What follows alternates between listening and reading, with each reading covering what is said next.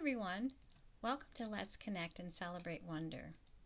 In our last session, we heard about Jacob's dream and God's desire to connect with all humanity. Today, as we begin the season of Advent, we hear God's dream through the prophet Isaiah, a vision of hope and what the world would be like when everyone and everything can live in peace and harmony. In Isaiah 11:6-9, the scripture known as the Peaceable Kingdom, God gives us a vision using animals that lose their ferocity against one another, when a lion lays down with a lamb, and where children are safe and where enemies could live side by side and have no desire to hurt or destroy each other. The coronavirus reminds us of our interconnectedness. In what seems to be a hopelessly divided world filled with bad news, suffering, and hostility, people have come together with compassion and peace.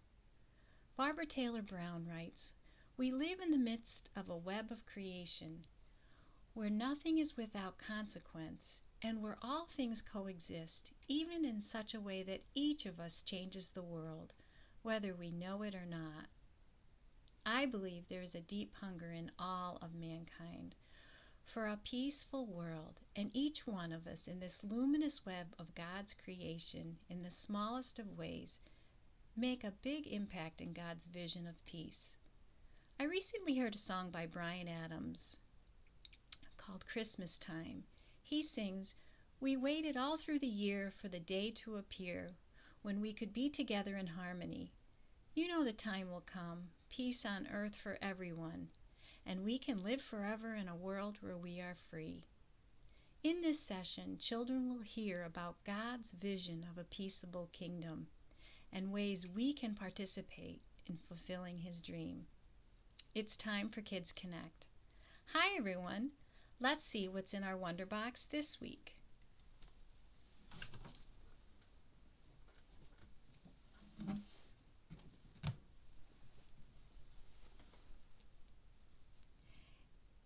It's a lion and a lamb.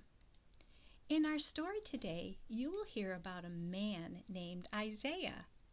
He was a very wise man and lived many years before Jesus was born.